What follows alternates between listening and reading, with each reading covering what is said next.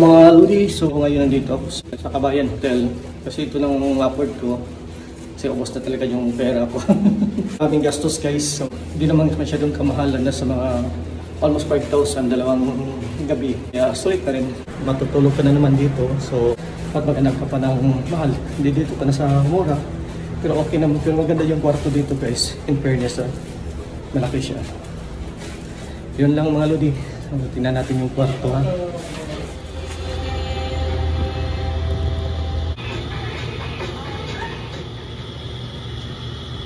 Ito yung room guys, pero medyo makalat pa yung gamit namin.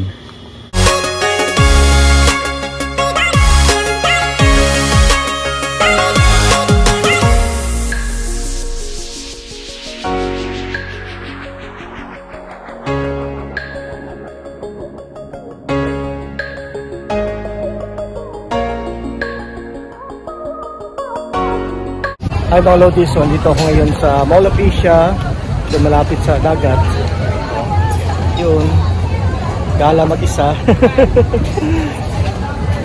Kasi last day ko na ngayon guys dito sa Pilipinas, so tomorrow flight ko na papuntang Canada, kaya gala mood na muna para hindi masayang oras. Habang may oras pa, magkala muna ako.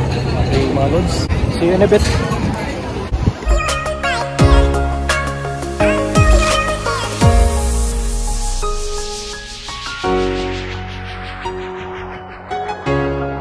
Maganda din pala dito galahan mga Lodi. So, marami din yung mga ride. Yan, sa likod ko may ride siya.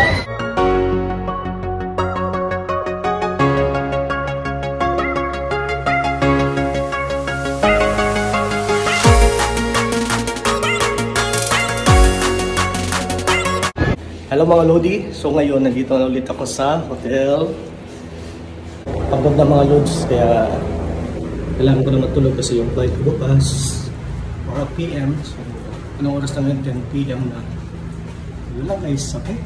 Gamit namin. Hello mga Lodi, welcome back to my channel. Rain Save, don't forget to subscribe my channel. For today nga mga Lodi, babalik na ako sa Canada. I'm not alone anymore kasi kasama ko na yung son-in-law ko. Ito yung son-in-law ko. Hi guys! Medyo makalat yung kwarto mga Lodi dahil kasi nag-prepare na kami pupuntang airport sa Terminal 1 dito sa Maynila. So yun lang mga Lodi, kahapon dumala ako dito sa Maynila. May kunting video ako dito sa Maynila, dun sa MOA. First time kong namasyal dun sa malapit sa dagat sa MOA. Maganda palang pasyalan dun guys. First time no. Pero na-enjoy ko naman yung vacation ko dito sa Pilipinas, especially sa dad ko na pumunta kami ng Hong Kong. Tuwang-tuwa siya.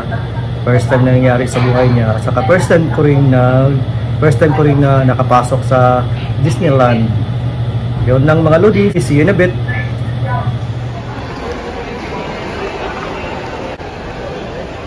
So, nandito na kami ngayon sa Naiya 1 luggage dropping. Tama ba? Sadap namin yung luggage namin dito. So, yung flight namin is 4 o'clock. So, ngayon is 12:45 PM. Marami ng pila guys. Hello mga Lodi, so ngayon nandito na kami sa loob ng Terminal 1 for boarding going to Taiwan. And pagdating naman sa Taiwan, tapos na ulit kami going to Vancouver. Pagdating sa Vancouver, 2 hours lang yung layover ko. Tapos yung son-in-law ko, bukas pa kasi maraming pila sa immigration. See you in Taiwan.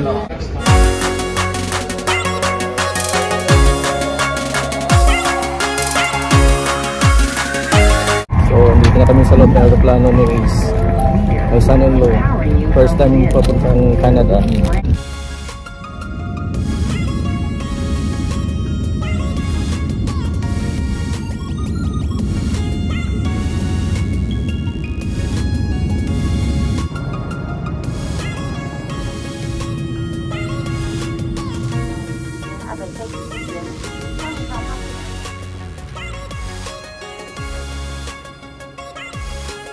Mga Lodi, dito na kami sa Taiwan.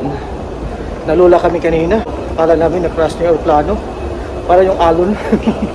Takot guys. May dalawang flight pa kami going to Vancouver din, Calgary.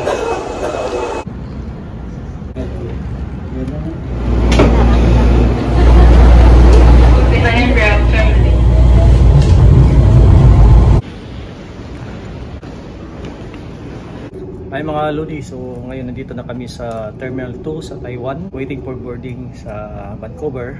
Guys, wait muna kami, pagod na pagod. Grabe yung plano ka na guys, akala namin bubagsak. Yun lang.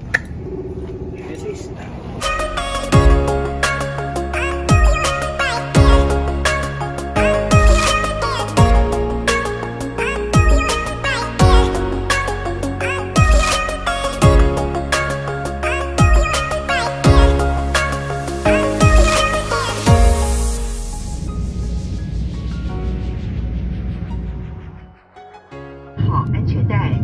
We're now approaching.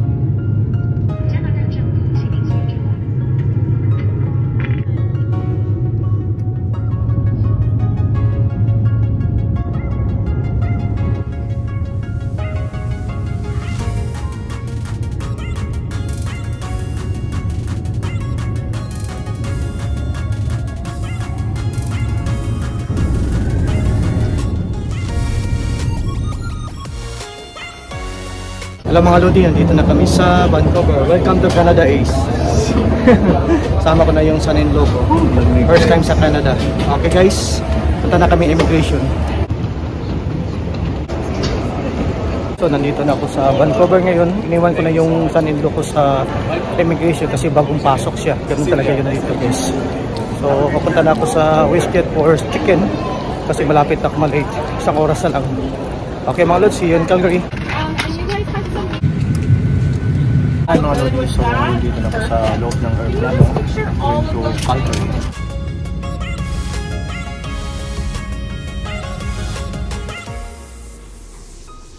Ngayon nandito na ako sa Calgary at last. 4 na beses ako ng flight guys. Pagod na talaga, walang masyadong tulog. Alam niyo pag sa aeroplano, hindi ka makatulog. Ang pinaka-worst na sakyan ko talaga yung from Manila going to Taiwan. Akala namin na-crash yung plano namin. Grabe guys. First time mo experience ng ganun, pero at least nandito na ako sa Calgary ngayon. So nakita ko sa mga luggage ko, uwi na rin sa bahay mo para makapahinga na rin.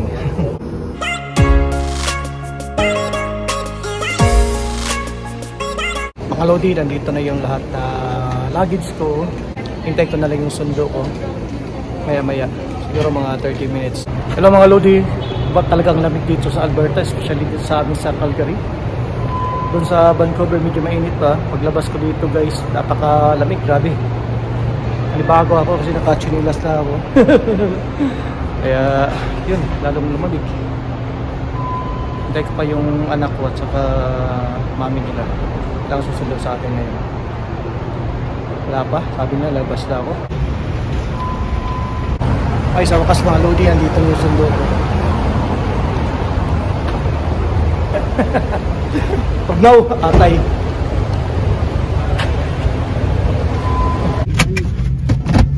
Sim. Op. Hello guys. Op.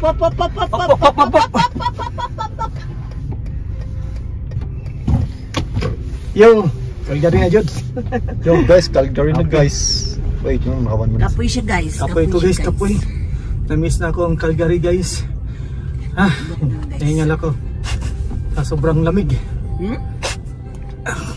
Sa wakas guys, nandito na ako sa bahay. Yan, na-miss ko tong bahay namin dito sa Canada. Ay, I'm home. Ang linis ng bahay guys, mamaya magulo na to dahil nandito na ako. I miss my house. Mga Lodi, ito yung dala ko ngayon. Tapos kalat pa dito. Ang daming kalat, no? Yeah. Tungtuwa sila dyan, no, sa pasalubong ko.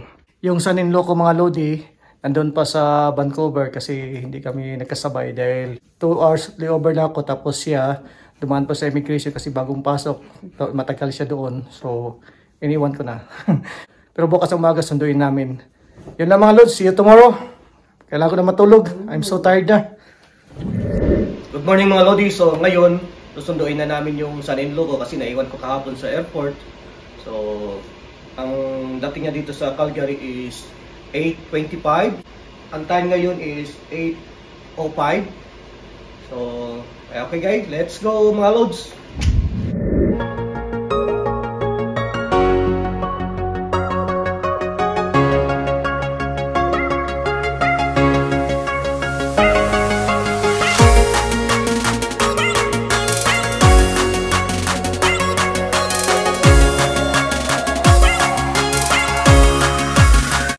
Hello mga Lodi, andito kami ngayon sa airport. Excited na yung anak ko. Sundin yung asawa niya. Nandito na kami sa loob ng airport, mga Lodi.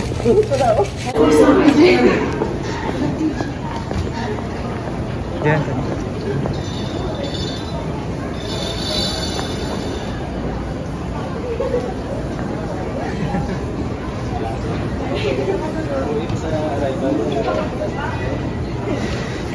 Oh, okay lang Ace.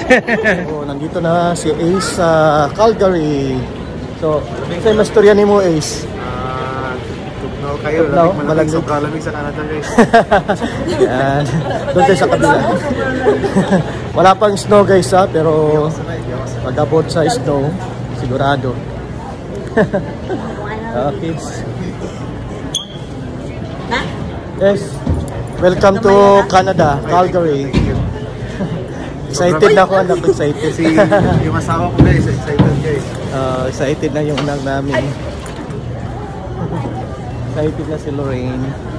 Okay, mga lods. See you in a bit.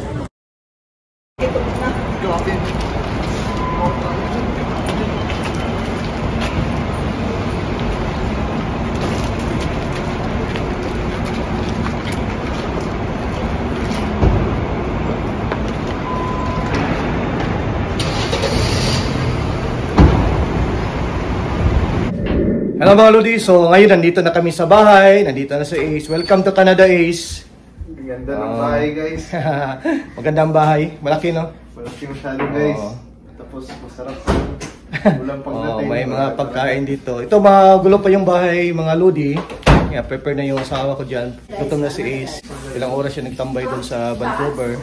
Madaling araw na flight, wala pagkain. Hanggang dito lang mga Lodi at maraming salamat. Sana gustuhan mo itong video na ginawa ko for today. Bye-bye po na. See you next time.